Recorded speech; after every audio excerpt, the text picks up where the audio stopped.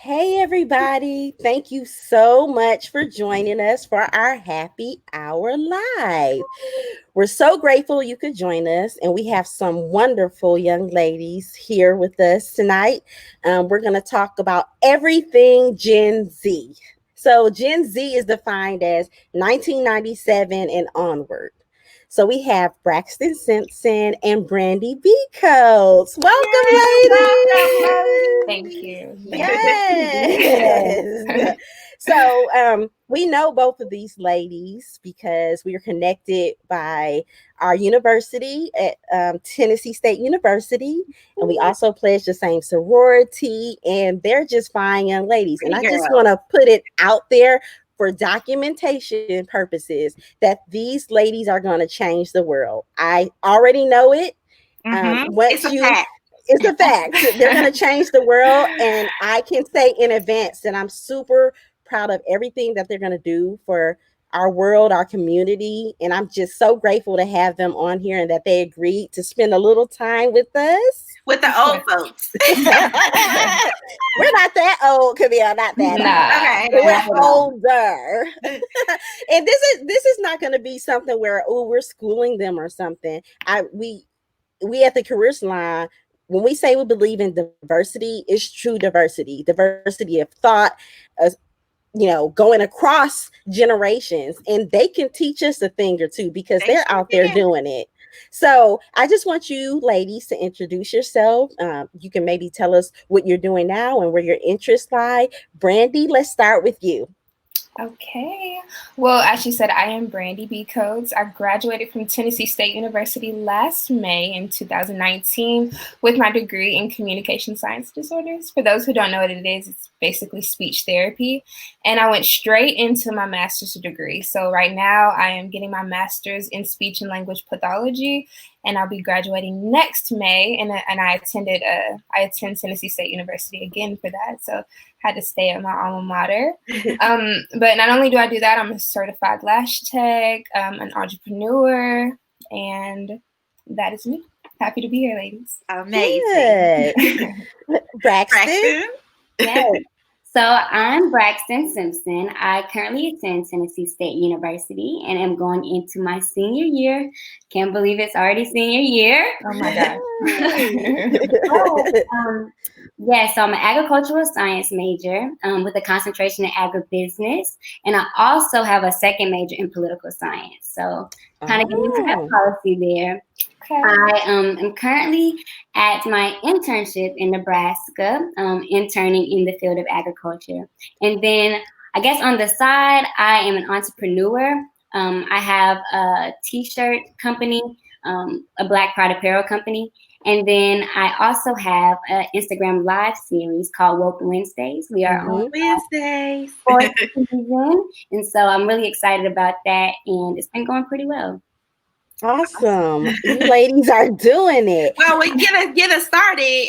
We're gonna do a little toast. That's the Career Salon Happy Hour tradition. We're just gonna just a little toast. There you go. Carly, you want to kick it off? Yes. First of all, I want to read a few facts about Gen Zers, and you can tell me if you agree or disagree, and we can go on to a line of questioning talking about your generation. But Gen Z consumers make up 61 million individuals in the US alone and are expected to make up 30% of the labor force by 2030.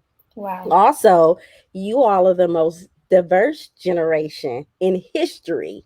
Yay for that. Mm-hmm. Nearly 1/4 of Gen Z thinks they will make $60,000 or more in their first jobs out of school. Number 4 is Gen Z. You start your job search early. 1/4 begins in your freshman, sophomore year, while the other half starts in their junior and senior year. That all of these, and I could keep going and going, but you all have the drive.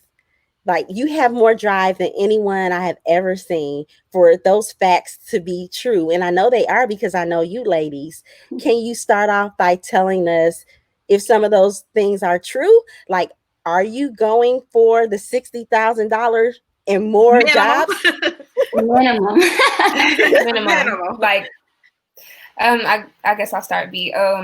Definitely going for the 60,000, and that's something that definitely propelled me to go ahead and get my master's because I wanted to hit the ground running. Also, what led me to choosing my major in the first place in the healthcare field, something that I know will always have a job for me, and it helps that I could set my own hours.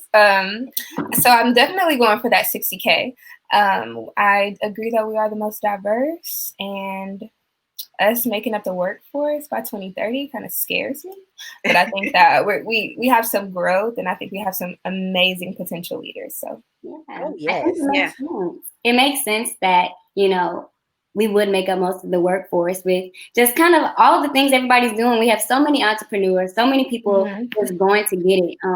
I would say I 100% second that 60K base. Coming straight out of school, that's my number, 60K or higher. Definitely want to pursue my master's, possibly go to law school after, because it is important to me that I'm generating an income and generating, wealth for my family for years to come. And so that's something that's super, super important to me. I want to make sure that I'm stable, that my kids will be stable afterwards. So definitely 100%. I think a lot of my friends kind of think the same way. Right. Mm-hmm. So what kind of, I think I hear like people in my generation or older, I think they complain about, Gen Zers, and they're like, their expectations are so high, and they just, have these lofty goals, and they have this confidence that almost borderlines arrogance in a sense. I just hear people, because I'm in recruiting, right? And we actively recruit Gen Zers, millennials, and things like that. And I think they, you guys are more confident in how you approach salary negotiation in terms of your employment, even in internships. So what do you think that is like a natural confidence or something that's built into your generation? Or is it a combination of just, that's the culture of your generation, and a combination of how you were raised by our generation and a little bit older? What do you think? What it gives you that confidence and that drive? Yeah, it's definitely a combination. I would say it's definitely a combination. My parents, they definitely instilled in me to go get it, to be a go-getter, to never take no for an answer, and to continue pushing the gas. And so having that kind of coupled with just a drive to want to be the best that I can be, and also being surrounded by so many people that are doing what they have to do. It's crazy. I was talking to one of my friends the other day. I guess kind of just growing up in Atlanta, all my friends had businesses growing up. Like, I had my first business when I was 14. And so, all my friends were always kind of doing something, had something that they were doing, some kind of gig. And so I think just growing up around that kind of just pushed me and pushes people in my generation to be like, hey, we can do this. If you say no, then I'm going to go make that a yes. I'm going to ask for more because I expect more, and I know that I'm capable of doing that. So, Exactly. And for me, I agree that it's a combination, but for me, it's more of observation. I just started my business last year, but I watched my mother switch jobs and have to really know her worth, right? And have to. And me being raised around women who helped me articulate who I am, what I am worth, it grew me into this woman who is like, okay, no, I can't accept $30,000 because I know what I can do for you, you know? So, and even a lot of the teaching that we had as especially young Black women is to negotiate your salary. Negotiate your salary. I can vividly remember even classes, speakers coming to talk to us and being like, okay, you are a woman and they're going to try to lowball you. So at that point, you have to speak up for yourself and really know your worth. So I would say definitely a combination. Awesome. So when you talk about starting your own business, it seems like your generation has that, I'm not afraid to take risks. If I start a business over here, and if it fails, I'm just gonna clean that up and pick up and start another business. It seems like you all have no, I don't want to say shame, but like it's not, you don't care if it's like our generation would say, oh, I'm so embarrassed. My business failed. I put everything I had into it. And now it takes years to get, the courage to get another business going. It seems like you all just, okay, that didn't work. Let me do this. So where does that come from? Why are you not afraid to take risks and be embarrassed? I think that starting a business 10 years ago is totally different from what starting a business is today. Yeah. Anybody could get on Instagram and say, I have this coffee mug and I will now be a coffee mug seller, So if you fail, the only thing you've really risked is putting yourself out there. Right. You know? And the only thing, so it's not as much of a risk reward type of thing. You don't have to really you're not losing much, honestly. Mm-hmm. So I do agree that you can, that we are like that, but it's just because of the different avenues that have became available to us as a result of the internet and social media. You can do a lot with it. Mm-hmm. I think, we live in this culture where it's fail fast, fail forward. So if it happens, it's quick, or we just get up and we keep going forward. So anything that is a mistake, I guess you could say, you just charge it to the game and keep pushing forward. Charge it to the game. Yeah, exactly. And I think the biggest thing is starting. I think the hardest thing to do is start. And so you just put yourself out there. If it goes well, it goes well. If it doesn't, it just doesn't. But you don't know if you don't start. And I think that's always the hardest part about it, is to start. But I don't think that's something, that fear is something that we kind of just try to shy away from because of what I was just talking about, failing fast and failing forward. Just gonna try it and see. Right. And I could see how older generations may perceive that confidence as arrogance, just because they're starting a business required a lot of hard work. Whereas it's just a little different. Not to say that people don't work hard nowadays, but it's just different. So I can see that point of view.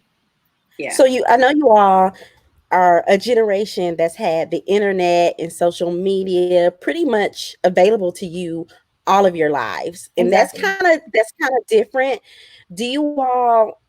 How do you use that? Or what are your perspectives on using that to leverage your long-term goals about what you want to do in the future? And then the second part of the question, and we can come back to it and I can say it again, is when you're going out there and you're looking for a job at a corporate office environment, are you concerned that people are looking at what you do on social media, making judgments about something you said about you at a club last night, or you at a Black Lives Matter protest? Are you concerned with how they view you on social media? I would say yes. I am concerned with that. But it's also become a part of my brand. It's become a part of my business. I consider my social media my business. And so, effective social media usage is key. And so for me, my entire Instagram page, that's my favorite social media platform, is you're going to see business. You're going to see a girl that's working hard. You're going to see a girl that's also having fun. You're going to get every little bit of it. And so if employers do decide to come to my page, they're going to see, she works, she gets her business done, but she also has a life. She also likes to have fun. And so it's kind of, it's a different day and age, and you just have to kind of play with it and figure out what your style is. But the biggest thing for me is just lifestyle, lifestyle. And my lifestyle includes getting to the bag and, having a lot of fun. So kind of putting them together. Okay. For me, I have separate Instagrams. So I have one where I conduct business and another where I, just live strictly my life. So it's not much business at all on there. So I would say yes, that maybe it's a concern of mine that an employer might see my page and have thoughts about me. However, I don't post anything too wild anyway. So I feel like if that did come up, It's nothing that I'm ashamed of. And I think that's important for our generation to understand, is that, you know, express yourself, please, but also have enough, you know, have some class. I really don't even know how to say it otherwise, but have class, but protect yourself, because, you know, once it's out in social media, which we see on Twitter, people could tweet Black Lives Matter and they'll screenshot a tweet from 6 years ago where you said this, you know, whatever you said. So it's like, we see those things coming back to bite people. But again, I would say it's not too much of a concern, because I have those reservations, but that came with time and that came with age. And that kind of worries me about, you know, my little cousins, because they're just posting whatever nowadays. And, you know, so I had to have that conversation with them to understand that, you know, you are your brand. If that, just like Braxton said, 12 years old. even at 12 years old. So that's the answer. But the first part of the question was, how do we leverage social media in our businesses, correct? Right. So social media you can make $1 million strictly off social media. Right. So I think it can be used in a variety of ways, but the main way is, like Braxton said, and that's what I wanted to get back to, is Braxton's brand is her being authentically Braxton, you know, and her relatability, you know, her push, that is how Braxton leverages her social media, you know? Yes. So it's that, that's how I feel like you can use your social media to help with your business. But I think that the Gen Zers are learning a lot about marketing as well. We're making flyers, you know, we are making speeches. We're eloquent, you know, we know how to get a thought across, or at least we know how to, you know, generate enough news to get some attention. Get some buzz. Get some buzz, exactly. And, you know, I think we have a unique opportunity growing up in this era to connect with people. The power of connectivity is so important. It's so huge. Whereas, you know, maybe a few years ago, you'd have to have their contact information, try to get their phone number, and email, possibly, you know, make something work. But nowadays, you can shoot somebody a DM and business is popping, you know? And so I think one of the big things is going back to that confidence, going back to just putting yourself out there is, hey, I'm going to connect with you because this can, you know, help my brand. This relationship can be mutually beneficial for both of us, you know? This can help take my business to the next level. This can help me figure out what I'm wanting to do in school. There's so many opportunities for you to connect with people and, you know, build meaningful relationships. I have so many friends just in the HBCU world that I have never met in person. But I've just connected with them over the years since my freshman year. And even though we still have it in person, I still that love. I just feel that love between us. And even just like kind of going back to my Instagram live series with Woke Wednesday, it's crazy because some of the people that I've been able to interview, I've never actually met in person. It's just, hey, I see what you're doing. I love what you stand for. And I would love for you to come on my show and, you know, talk with me and talk with my peers and my friends. And it provides another opportunity, opens another door. And there you go. You have a connection. Wow. I have a kind of question. I didn't want to get into this until later, but since we're talking about branding and social media, so I kind of want to insert social justice in there because prior to my generation, no social media, no, but things were organized. Things were, and I think I watched Oprah's What Do We Do Now, or her 2-part series on where do we go next with, like, you know, social justice and equity and equality for Black people in America and things like that. And Stacey Abrams was saying, like, the different generations. You have the silent generation, you have the boomers, you have, she kind of specifically said this generation now, she's referring to your generation, Gen Z, as kind of being like, yes, we need justice, but kind of needing some guidance or some direction or some, I guess, organization of that energy. What do you guys think about that? And then also, I have a second part to that. as far as being organized and things like that, because it's different now, because we didn't have social media and all that, but Martin Luther King, Malcolm X, Black Panthers, all the organizations that kind of pushed for, Black people getting civil rights back then that we still kind of don't have, but civil rights back then, not having social media and being able to be seen as leaders and to being able to hone in on that leadership. Where do you think that leadership is now, or where it lies with your generation with the influence of social media? Because, a lot of the stuff that you find out about is by the Black Lives Matter hashtag or some hashtag. That's where you find what's going on and things like that. So that's kind of like a two-part question in terms of what Stacey Abrams said in terms of how we're moving forward in social justice in your generation. Then the second part of how do we spot out those leaders or hone that leadership in your generation versus older generations? Braxton, I know that was deep. I'm like, I'll start with one of them. So yes, I agree that our generation is fired up.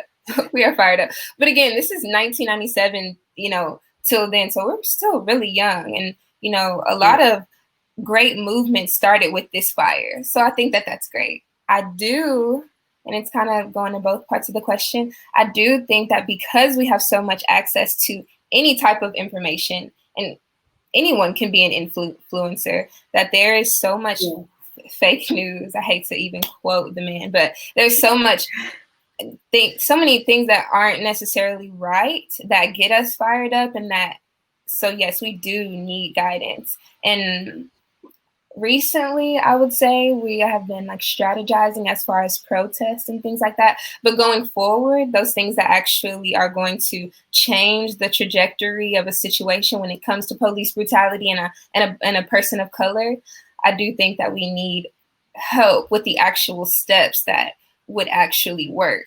And then we go back to us being a little cocky.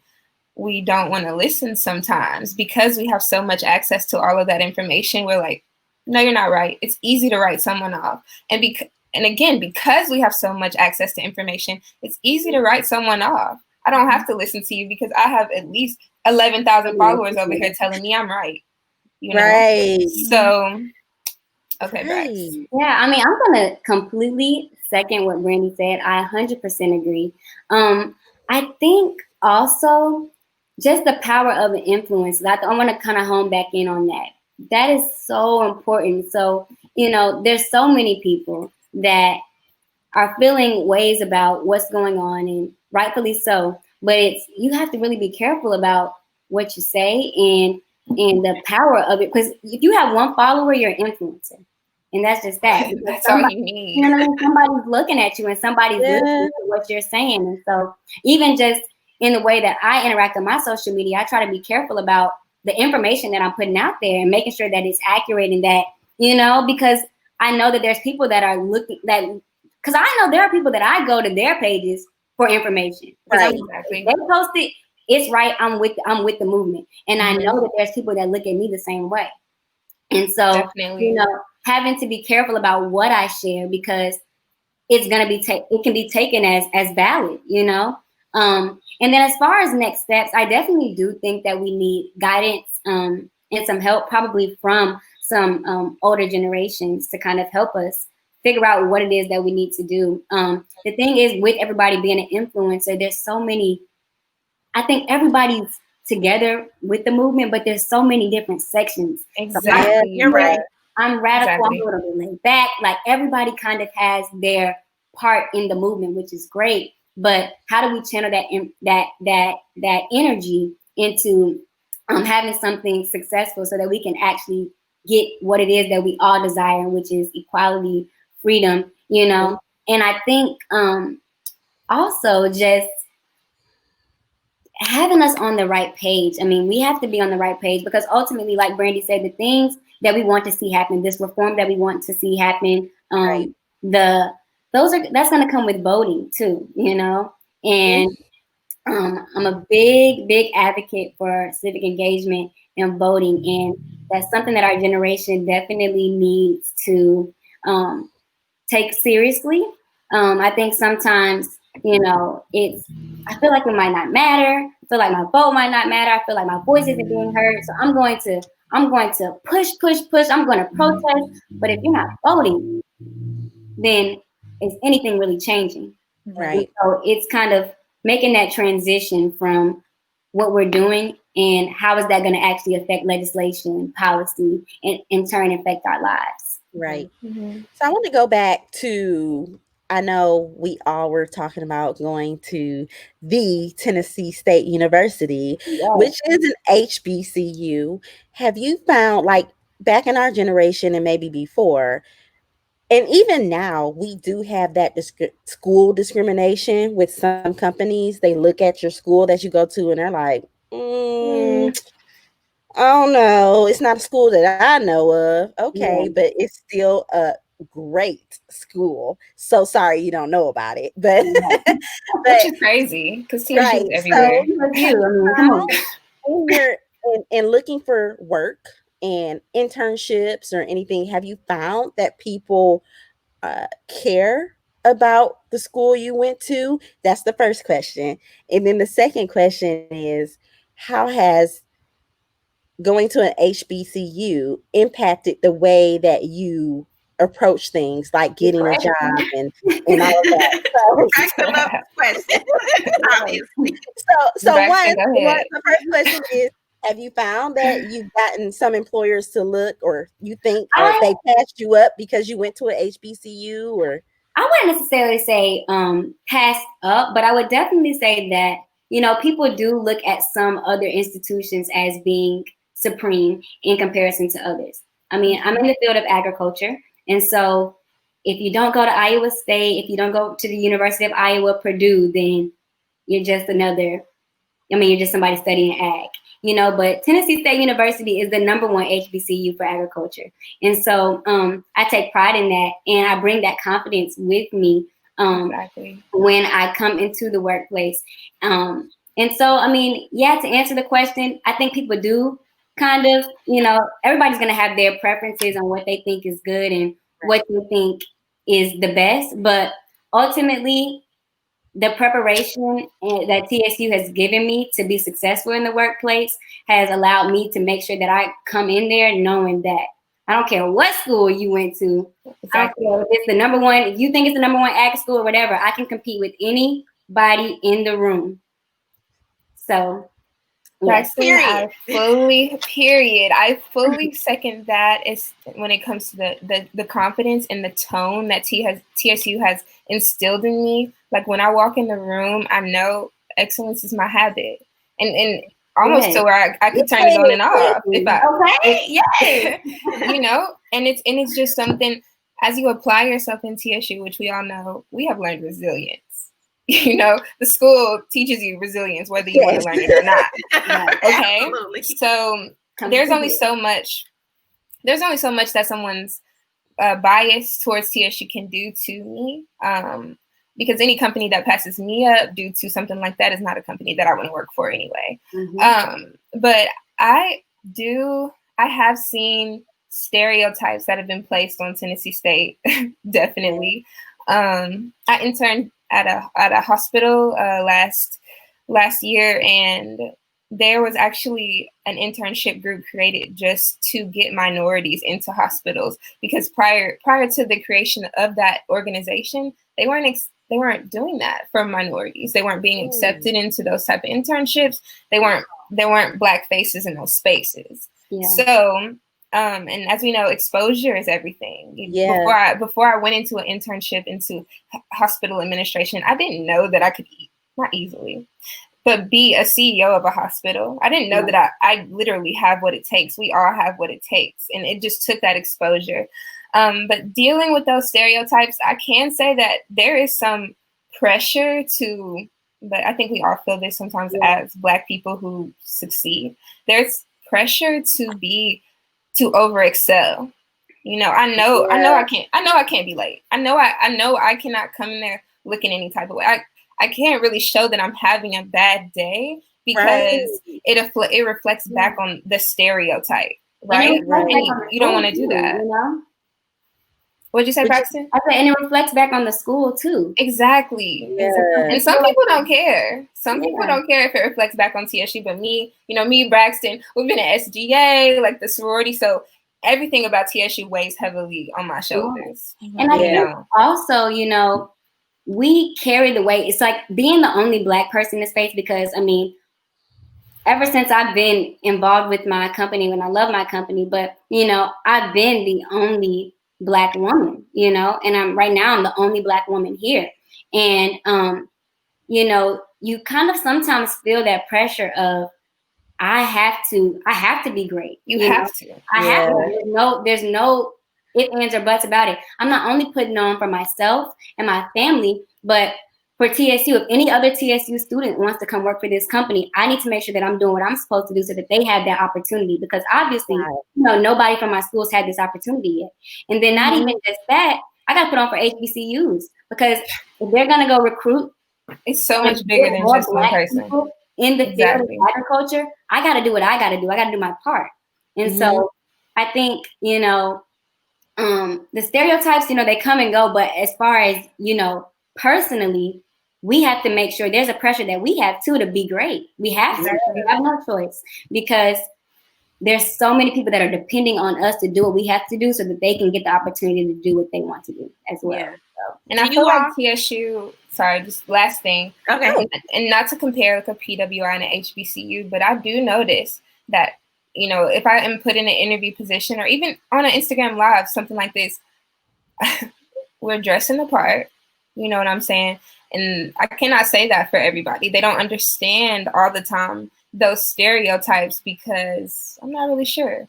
But, TSU's Career Development Center, the women and men that have poured into me at the school about professionalism, taught me how to dress like this, taught me how to respond to questions like, what can you do for my company? What skills do you have? All of those things are a result of my experience at a historically Black college and university, because they know about that pressure. Right. Yeah. I see what you like, and we're interacting with you now. We also, follow your brands and everything that you all do, and we're so proud of you. And you guys do so much. You're on so many different boards and organizations and activities and working and starting your own business. Like, your hands are literally full of things. Do you feel that sometimes the pressure is too much for you, being still so young in your kind of adulthood? Do you sometimes feel that the pressure is too much, or do you feel like it is what I have to do, so it's fine?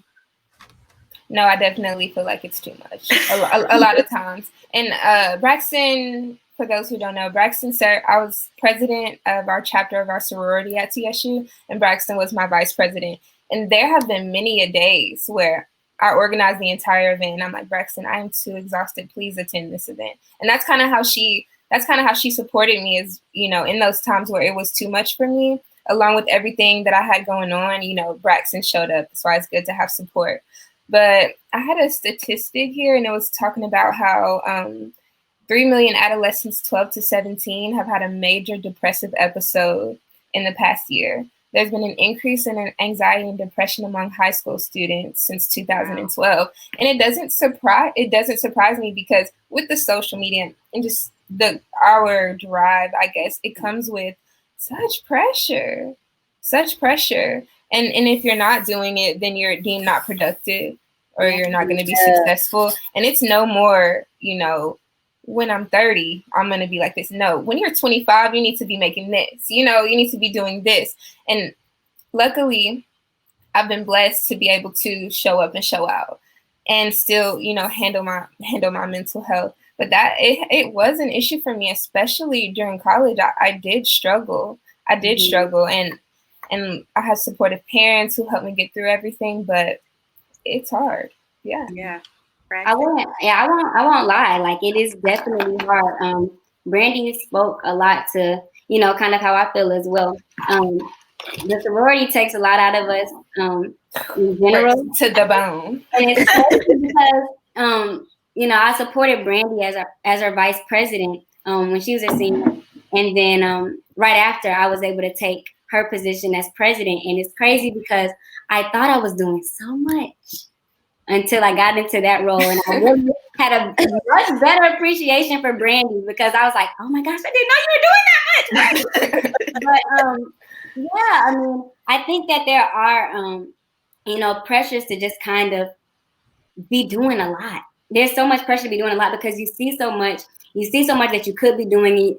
I think there's that comparison factor sometimes too. It's like, all the time, am I doing enough?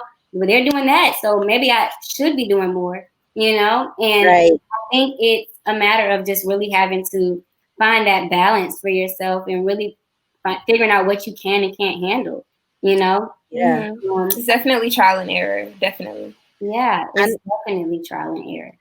I know some people, I'm in human resources, so I like people at work sometimes they have they're inching to a mental breakdown, and it's like, hey, we have EAP benefits here. You can go see a therapist. And we still have my generation and older that still have that stigma about seeing a therapist, and I can't do that. I can't see a therapist. People gonna think I'm crazy. And it's like, seriously, I think you're crazy sitting in front of me because you are about to break down. So, with having that too much, do you think your generation has that same stigma as, I can't see a therapist, I can't get help, I can't talk it through with a professional because it'll make me seem like this or like this? Do you all have reservations about seeking help for mental health when you have too much on your plate, or is too much at work, too much with family? What are your perspectives on that? I think, growing up, it was different because, me, I was born in 98. Brandy, you were born in 97? Mm-hmm. Yeah, so, I mean, growing up, in a Black household, it's like, you don't tell anybody what you're going through. You keep that for the house. You don't tell your business. You keep that in, that's family business. And so, that's the kind of the way you grow up. But then I think also just kind of get into college and seeing, really, and being at a historically Black college and university and really realizing a lot of the stuff that you deal with, a lot of people are dealing with. Black people have a level of stress on them just simply by being Black in America. And there's that coupled with a lot of other different things. It could be parent things or anxiety or whatever it is that you might struggle with. And so I found that since being at TSU, it's more acceptable than, I guess kind of just when I was growing up. A lot of people do seek out the help that they need. I have plenty of friends that see therapists or see our counselors for help and assistance and not really suppressing those things. And, I don't think that it's healthy to do that, to keep so many of that stuff in, because some of those behaviors can, transition into maybe aggressive behaviors and in turn leave you with a whole big problem that you don't need to have. Right. And, I'm happy to see that mental health is being taken more seriously, especially in the Black community. Right. Mm-hmm. I still feel like we have a ways to go. I think that it is my college experience that made me comfortable, that make people more comfortable with talking about their mental health, because then you really see you're not alone. You get those friends and you see the constant reminders from the counseling center. So I think that people in those spaces or around, people who talk about those things do have the advantage of not having that stigma. But I mean, even some of my family members who are my age, it is weird to admit anything about you not being okay, and I talk to my little cousin. They don't really know how to cope with their feelings at all. So it comes off as anger. And those are the people that you'll see that will quit a job the first time something happens, because that it's that stress, that stigma that I cannot communicate my feelings, so I'm going to leave. You know? So I think that is something that we need to work on a little bit more. But I do think that it has gotten better due to exposure of things you can do for your mental health, which is beautiful to see, especially in Black women, but especially in Black men. Opening up, talking about the trauma. Everybody has trauma, whether you know it was big or small, whatever. Everybody has things that they need to deal with, and I love to see it in the community, and I would love to see more of it, and it's healthy. So one thing I admire about both of you ladies is I know that Brandy you're only 1 year older than Braxton, but I feel like what I see in your generation is a lot more, especially Black women. I do see a lot more, I guess, camaraderie, or just like, you know, Braxton speaks so highly of you, Brandy, as far as like mentorship and guidance, even though you all are only a year apart. And you, of course, we have a sisterhood in general because we are in the same sorority and things like that. But I think just even stepping outside of that, just to have that humble humility to say, you know, Brandy, I look to you, or Brandy, thank you for your mentorship and things like your guidance in this area. I think that's so admirable. Yes. Compared to, I feel like generations previous, it's, you know, especially it's like one spot. So the Black women or women in general, so we're getting that. We're pushing you down. But I feel like your generation is kind of like, it's room for everyone. There is room. If I get it, I'll help you over here. And do you guys feel that? Like looking at your extended friendships and colleagues and circles that you built, do you feel that camaraderie, or do you feel like it's not as much contention? I feel like it is camaraderie, but a lot of girls are like Braxton and I feel like our mothers and the people who raised us are that way as well. So it kind of came a little bit more naturally to me and Braxton because I look up to Braxton, you know, so it's like a thing between us.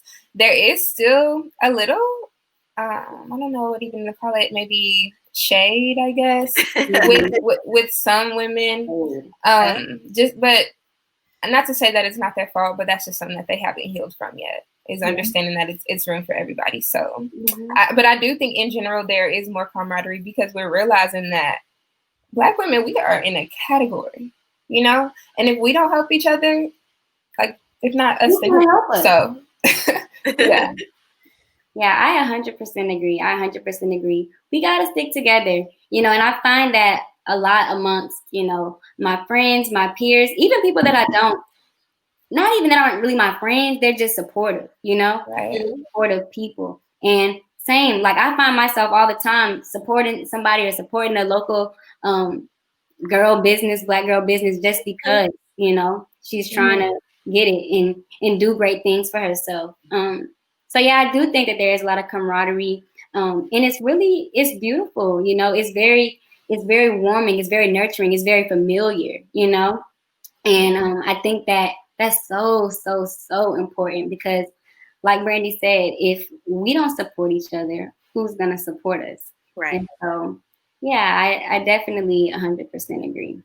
And I feel like the older generation are seeing that, and they're starting more and more to pour into the younger girls.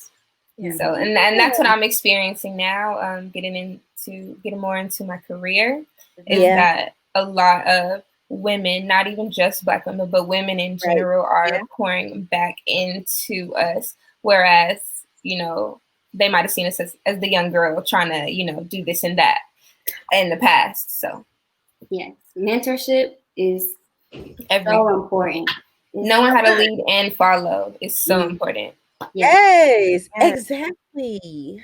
Lead and follow. We do have some people out there that are just followers, but maybe if they had a great mentor that poured into them to show them that they can be leaders, maybe that was the thing that would have made all the difference. So definitely agree with that. I want to go back into job searching and looking for a job and the way that you present yourself. So we talked about social media and technology, And me and Camille, we will tell everybody, use LinkedIn. It's your way. It's your path. Like that is like a major tool to get you connected with some of the right people that could put you on a path you want to go on. What are you all's feelings on LinkedIn and connecting with people? Have you used it to, or just job search strategies in general? Like, what are some tools and things that you use to organize your job search? I love LinkedIn. Like, I love LinkedIn. For me, LinkedIn is like a professional Instagram account.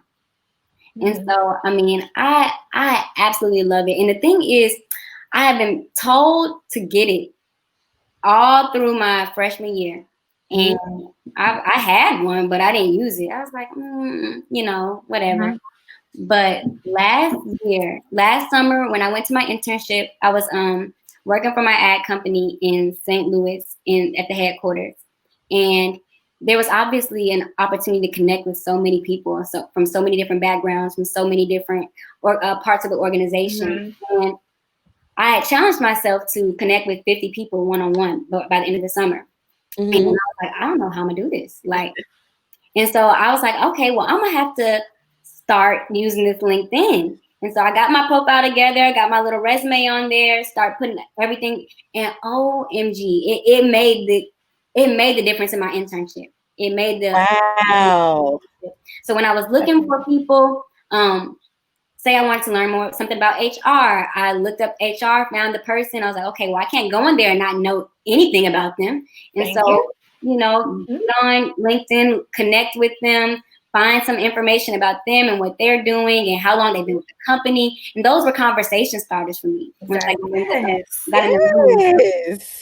made a difference. And it's crazy because by the time I left, like, everybody, I kid you not, they're like, "Oh, that's Braxton. You have an amazing LinkedIn. I love your LinkedIn. It's just, I love you. Have to help me with mine." I'm like, I get this off the ground, but LinkedIn, I'm a huge supporter of LinkedIn because it truly does make a difference. And the ability to connect with so many different people on a professional level is unlike. It's almost unreal. It's a resume online, right? You don't get that opportunity every day. Well, now you do. So with LinkedIn. So I absolutely love it. I second everything Braxton said, and I don't want to be redundant. I'm trying to think, what did she maybe not mention? I would say for me, I know a lot of people in my generation are like, have anxiety around networking, right? Because why would you not? Because people are in places where you want to be. And LinkedIn kind of serves as that way to, this is very informal, but slide in their DMs, you know? They get to see you, and everybody for the most part accepts, a LinkedIn request. They, see you, so now you don't even have to tell them that you have done this, and that, because they're seeing it. They're seeing it. They may even like it. So for those people who don't know how to network, LinkedIn is a great way to start. And another thing that I would add is getting that first professional photo is very important. Yes, we stress that. Getting that first professional photo, and I mean, it's not even something to overthink. And I feel like Gen Z, once they apply themselves, once they feel like it is important, they'll be very successful at it because it's just Instagram. Exactly what Braxton said. It's a professional Instagram. So definitely in favor of LinkedIn. Right. So I have then we have a viewer question. Carla. Have you experienced adversity in the workplace or school, and how did you deal with it? I think that's question for Brandy and Braxton. Okay, first off, hey mom, that's Braxton's mom. Yes, have I experienced in the workplace or school? Honestly, I would say maybe subtly, but not to the point where it was outright racist, to be honest. Everybody experienced the passive-aggressive racism, not saying, excuse me, doing this, and that. Yeah.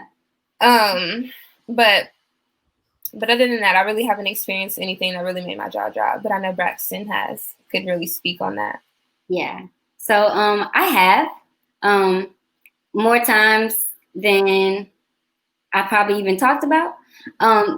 Being in this field, it's dominated by white men, and so just having to find your place and learning, you kind of have to learn when you're going to say something and when you're just going to be like, okay, I'm going to take that one. You got me. Yeah.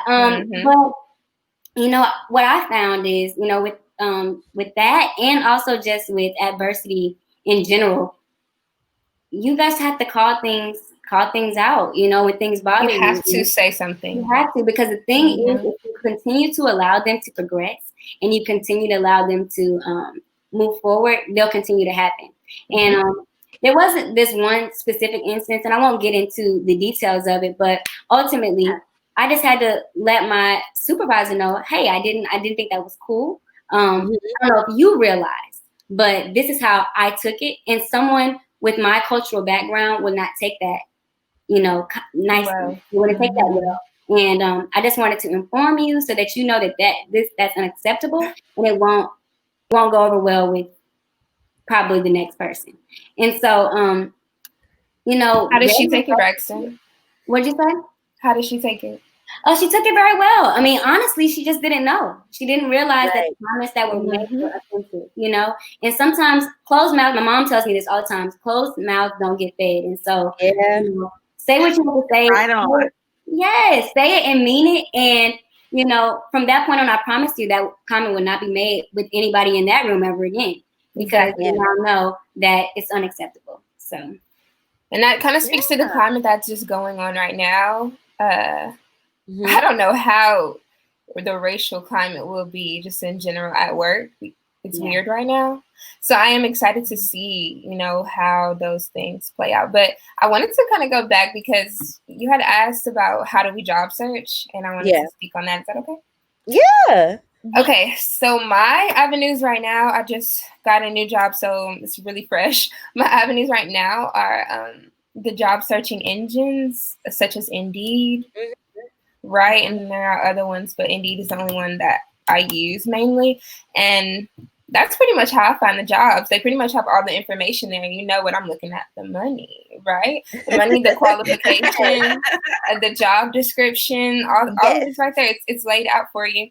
I like LinkedIn because it gives you a more personal experience with your employer. You can have that initial conversation with the recruiter, but sometimes even on LinkedIn, it feels a little too solicited. It feels a little too like, oh, this is an automated message about how we'd love for you to work. And I didn't really like that. So I like how Indeed gives me the opportunity to choose exactly what it is that I want to do or not want to do instead of, people looking at me. But I mean, I like both, but just for jobs like this, when I'm not in my career really yet, it's Indeed is a great tool that I use constantly.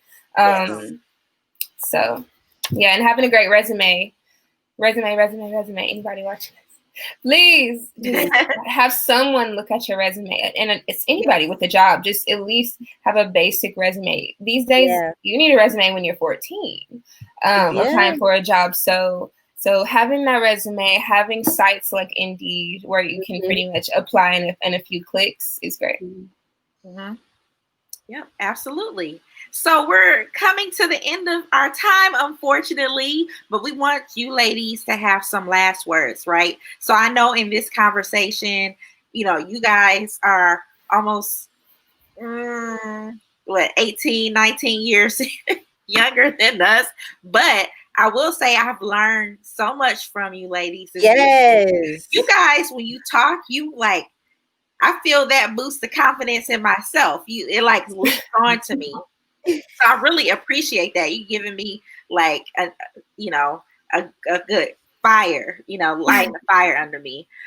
So thank you. I appreciate that. But we want, there are people that are going to see this video that are from all different generations, not just yours, but previous. So what are some inspiring words that you all would give to across all generations? What are some inspiring words? It could be in the job search. It could be during this time of fighting for social justice, about building your brand. What are some inspirational words that you want to leave us with? Okay, I'll go. Okay, Brandy. So first off, I had reservations about starting my business because there are other businesses like me, and I was inspired by this quote by Rihanna. A lot of people have makeup businesses, but they're not you, you know? So if not you, then who? Start the business. Braxton said it the hardest part is starting. And then consistency is key when it comes to your business. If you're not promoting your business is not succeeding because you're not promoting it. And someone is always watching. It's too many avenues for people not to watch. Second, always believe in yourself. Sometimes faking it till you make it is the best thing to do. We don't always start off with the confidence that we need. We don't always start off with the capital that we need, but we can get it. And it costs nothing to be kind. So you better say it, Brandy. That's a word.